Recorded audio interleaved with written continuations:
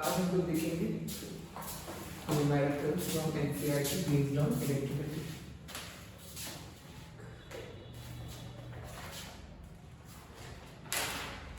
तो उससे पहले कुछ बेसिक बता देता हूँ कैसे किसी मैश में कैसे हम लोग करंट को डिटरमाइन कर सकते हैं। What is mesh? पहला क्वेश्चन आपके दिमाग में नहीं आ रहा होगा। तो चैप्टर का नाम है इलेक्ट्रिसिटी। हम लोग देखेंगे इसका इन डेप्थ न्यूमेरिकल। ठीक है, तो हम लोग इसके ऊपर न्यूमेरिकल। ठीक, पहला न्यूमेरिकल तो मैं सर्किट डायग्राम बनाऊंगा और उस सर्किट डायग्राम में करंट निकालूंगा। जैसे इसमें सिर्फ सीरीज कनेक्शन में रेजिस्टेंस है।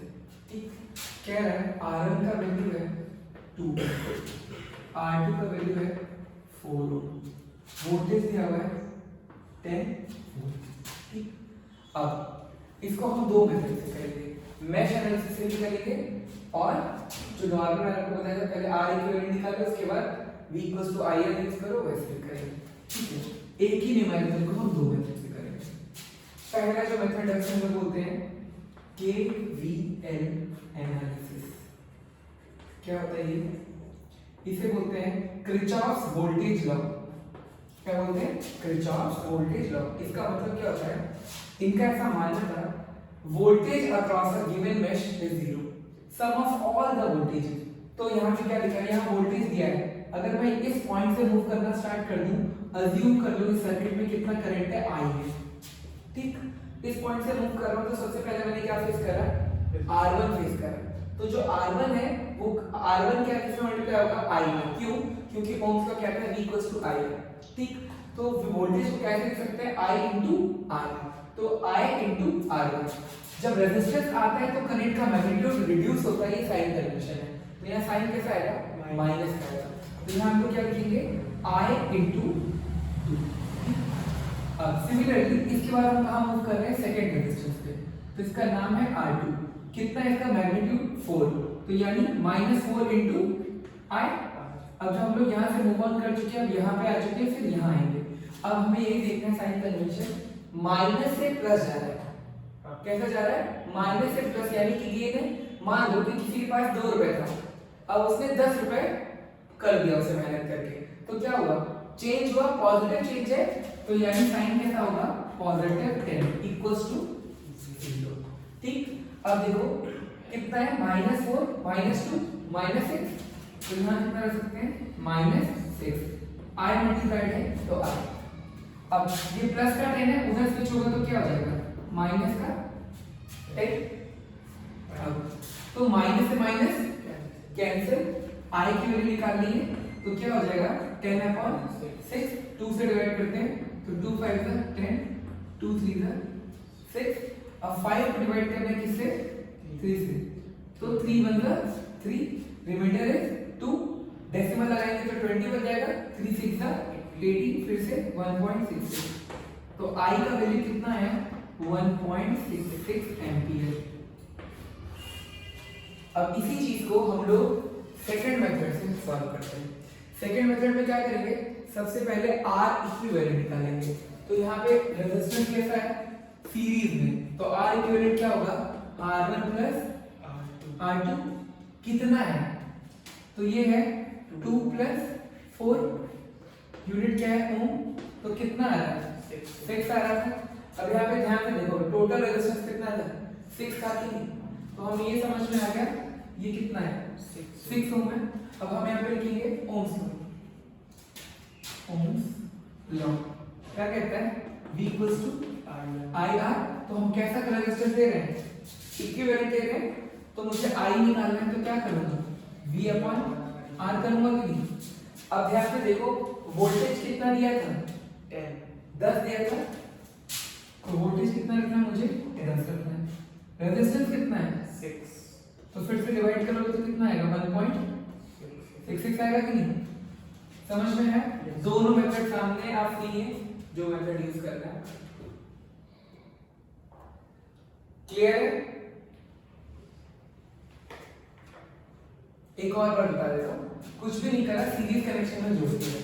हम लोग क्या कर रहे हैं यहाँ पे, जैसे हम लोग जब देखते हैं तो कैसे लेफ्ट टू राइट मूव करते हैं, तो हम कॉर्नर से मूव कर रहे हैं। सबसे पहले जब रेजिस्टेंस आता है तो माइनस का साइन कितना है -2, तो -2 इंटू आई, क्यों? क्योंकि v equal to I R होता है ना।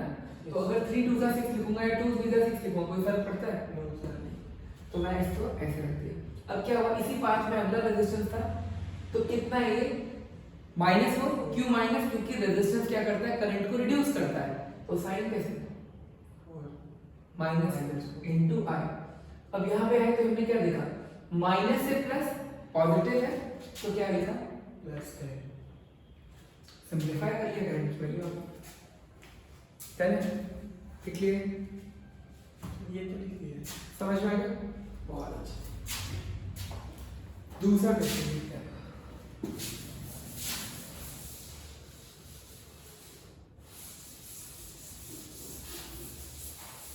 जितने न्यूमेरिकल करेंगे उतना ही क्लैरिटी आएगा। अब जैसे कि सर्किट है,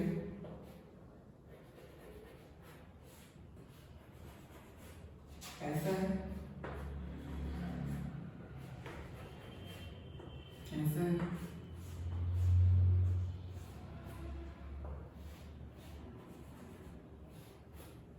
ठीक। तो हमें क्या करना है, यहाँ पे मान लो दिया हुआ है हमें 5 वोल्ट है, ठीक। रेजिस्टेंस यहाँ R1 है, R2 है, R3 है, R4 है, R5 है। वैल्यू लिखते हैं, 2 दिया हुआ है, 3 दिया हुआ है, 3 दिया हुआ है, 4 दिया हुआ है, और ये भी 4 दिया हुआ है, ठीक। तो सबसे पहले हम लोग इसको मॉडिफाई करेंगे। इसका मॉडिफाई डायग्राम बनाएंगे कैसे, पहले इसका इक्विवेलेंट निकाल लेते हैं, फिर हम लोग क्या करेंगे, पहले मेश एनालिसिस से कर लेते हैं, ठीक है। तो क्या करना है हमें, सबसे पहले इसको कन्वर्ट करना, तो लिखेंगे R इक्विवेलेंट।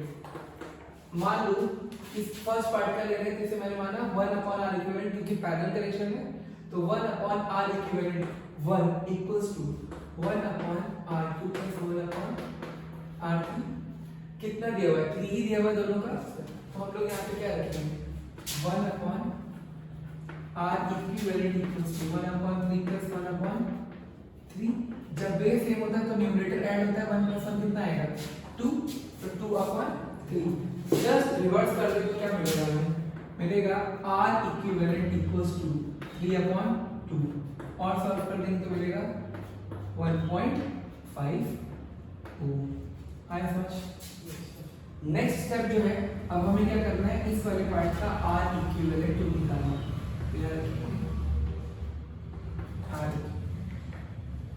तो यहाँ हम लोग रखेंगे, कितना दिया है, 4 दिया है, तो 1/4 प्लस 1/4, फिर से न्यूमरेटर 2/4, दैट इज 1/2। इन्वर्स कर दे तो R इक्विवेलेंट इक्वल्स टू 2 ओम। ये कौन सा निकला, R इक्विवेलेंट 2। देन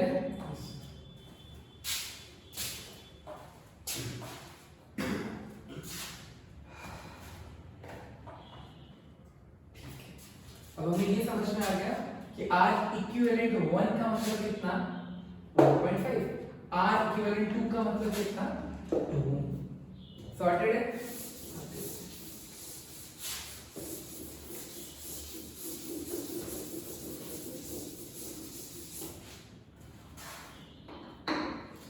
अब हमने क्या करना है, इसी सर्किट का दूसरा, इसे बोलते हैं मॉडिफाइड डायग्राम। कैसे बनेगा, क्या लिखेंगे, R इक्विवेलेंट 1 कितना है, 1.5 ओम। बैटरी ले लीजिए 5 वोल्ट, ठीक है सर। यहाँ पे ऐसे रेजिस्टेंस है सर, यहाँ पे एक और इक्विवेलेंट निकाला था, कितना आ रहा था, 2 ओम। ये कितना दिया है, ये भी 2 ओम दिया हुआ। तो मैंने क्या कहा, हमें नहीं पता कितना करंट फ्लो कर रहा है। अब एक और साइन कन्वेंशन, ये करेक्शन, करंट की डायरेक्शन कैसी है, इस पॉइंट से मूव कर रहा हूं, तो क्लॉक कैसे चलती है, ऐसे चलती है। yes, तो ये क्लॉकवाइज डायरेक्शन है, क्लॉकवाइज डायरेक्शन ऑफ करंट।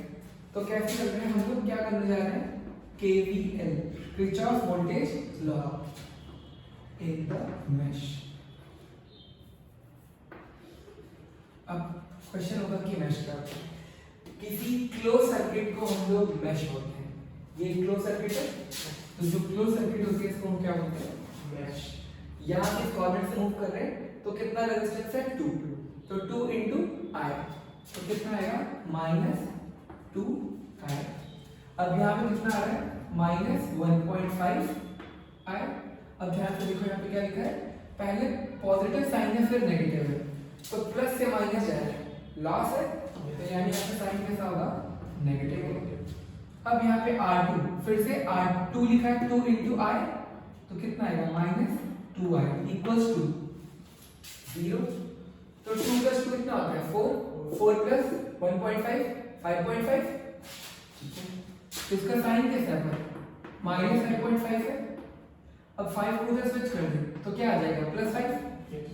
तो अभी यहाँ पे I की वैल्यू निकालनी है, तो क्या करूँ, 5/5.5। किसी का डिनोमिनेटर नेगेटिव नहीं होता, तो स्विच होगा तो क्या होगा, न्यूमरेटर आ जाएगा माइनस में। अब 5 से डिवाइड कर दें तो 5 बनता, 5 से डिवाइड कर दें तो 1.5। डेसिमल हटाएंगे तो यहाँ पे कितना आ जाएगा, 10, तो 10/11। अब और सिंपलीफाई कर लें तो अब क्या आएगा, 11 से डिवाइड करेंगे तो 0 पॉइंट, तो ये 100 बन जाएगा, तो 11 9 99। तो फिर से रिमाइंडर 1 आएगा, ऊपर से 10 आएगा, फिर से क्या आएगा, 0, तो 0 करना पड़ेगा क्योंकि फिर से 10 बन जाएगा, है ना। तो आंसर कितना आ गया। अभी ये आप समझने वाली बात क्या है कि जो करंट का वैल्यू है वो आ रहा है -0.90। ये माइनस क्या बताता है कि हम जो साइन कन्वेंशन लेके चल रहे हैं वो गलत, इसका जस्ट करंट उल्टा बह रहा है। नेगेटिव साइन क्या बताता है, anti clockwise direction of current. तो यानी असलियत में करंट कैसे फ्लो कर रहा है, इस डायरेक्शन में फ्लो कर रहा है। तो यहाँ लिख सकते हैं anti clockwise direction of current, anti clockwise direction of. Sorted है, यस सर।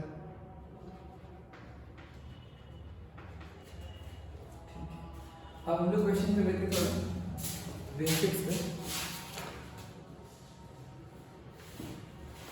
जैसे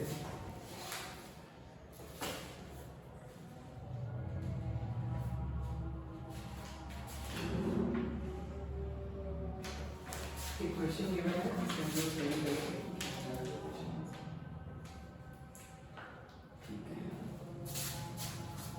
एनसीईआरटी का ये क्वेश्चन है पेज नंबर 213 पे, जिसमें 3 रेजिस्टेंस लगे हुए हैं।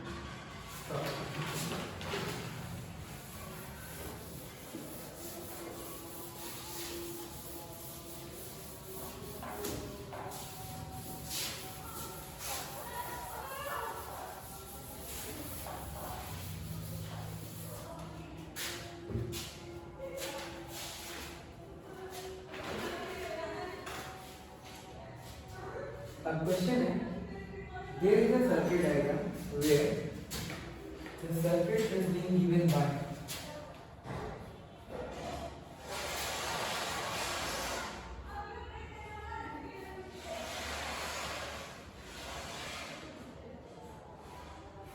ऐसा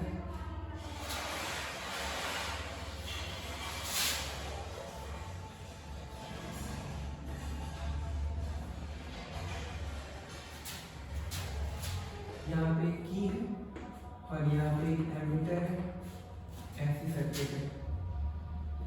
इसके अक्रॉस एक वोल्ट मीटर लगा हुआ है, R1 है, R2 है और R3 दे रखा है। R1 है कितना, 5 ओम, R2 है 10 ओम,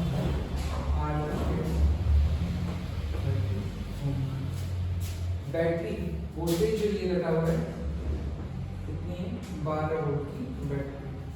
क्वेश्चन ये है करंट निकालना है थ्रू ईच रेजिस्टर। सबसे पहली चीज ये समझना है फर्स्ट पार्ट पूछ रहा है find the question, find the current flowing through each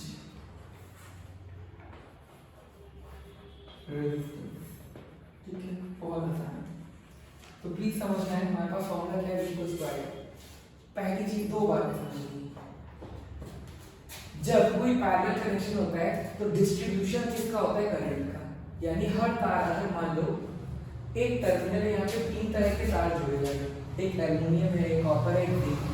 तो अगर 3 वैरायटी के तार है तो तीनों का रेजिस्टेंस अलग अलग होगा और वहां पे डिवाइड क्या होता है, पैरेलल कनेक्शन में करंट, तीनों में अलग करंट फ्लो होगा।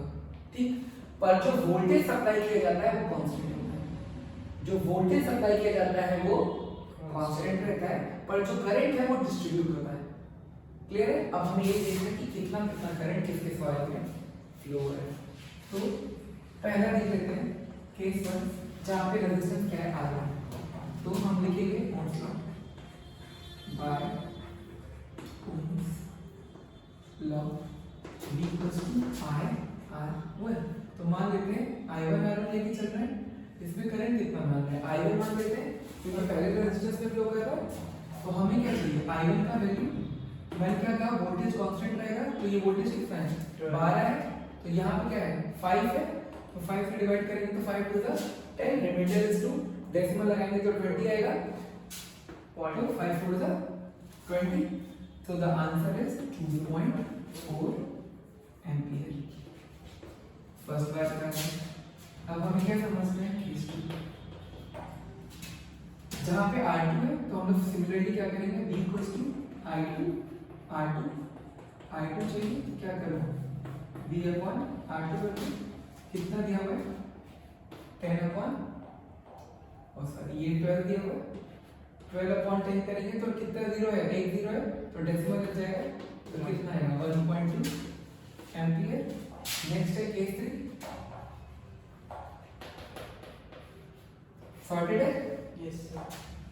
तो हमें फिर से I3 R3, तो हमें क्या चाहिए, I3 का वैल्यू कितना 12 अपॉन 30, तो डिवाइड कर दो 3 से, तो 3 1 0 3 4 बाय 12 कितना आएगा 0.04 एम्पीयर। फर्स्ट पार्ट हम लोगों ने सॉल्व कर दिया। पूछ रहा है total current in the circuit. Second part पूछा है find the total current in the circuit. तो क्या करना है, तीनों को जोड़ लो, I1 plus I2 plus I3। Second part आप लिख लो, ये सॉर्टेड है इसका, यस है, यहाँ पे हम लोग लिखेंगे I1 कितना है, तो यहाँ हम लोग का I1 है कितना 2.4, I2 कितना है 1.2, I3 कितना है 0.4 एम्पीयर। यूनिट्स का ध्यान रखना है।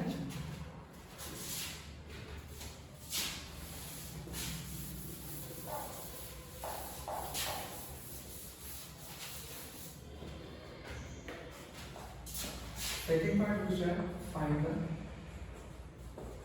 Total current. ठीक, तो क्या करना है, I1 plus I2 plus I3, तो कितना है 2.4 प्लस 1.2 प्लस 0.4 यूनिट क्या है एम्पीयर। तो ऐड करेंगे 36 हो गया, मतलब 3.6 और ऐड कर देंगे 0.4, तो एग्जैक्ट 4 आ जाएगा, तो कितना आंसर आया 4 एम्पीयर। सॉर्टेड। लास्ट पार्ट में देखिए क्या पूछा है, फाइंड द नेट रेजिस्टेंस। तो सब देखिए यहाँ थर्ड पार्ट पूछा है इक्विवेलेंट रेजिस्टेंस पूछ रहा है, तो 1/R इक्विवेलेंट कैसे निकलेगा, पैरेलल कनेक्शन है, तो क्या होगा 1/R1 plus 1/R2 plus 1/R3। तो वैल्यू कितनी दे रखी है, ये 1/5 ये 1/10 है और ये 1/30 है, तो 1/R के निकाल रहे हैं, दो दो करके डिवाइड कर देते हैं, क्रॉस मल्टीप्लाई कर देते हैं, तो कितना आया ऊपर 15 अपॉन 5 इंटू 10, तो 5 3 ज़ा 15, तो ये कितना है 3 अपॉन 10 प्लस 1 अपॉन 30, थोड़ा रिजॉल्व कर लिया हमें, क्या बचा 1 अपॉन आर इक्वल टू 0, तो 3 upon 30 plus 1 upon 30 cross multiply करते हैं तो कितना आएगा 3 3 ज़ा 9, 90 हो गए और 10 हो गए, ये कितना होगा 30 इंटू 10 दैट इज 100 अपॉन 300, तो आया कितना 2 0 से 2 0 कैंसिल, तो r equals to 3 sorted, so this is the final answer.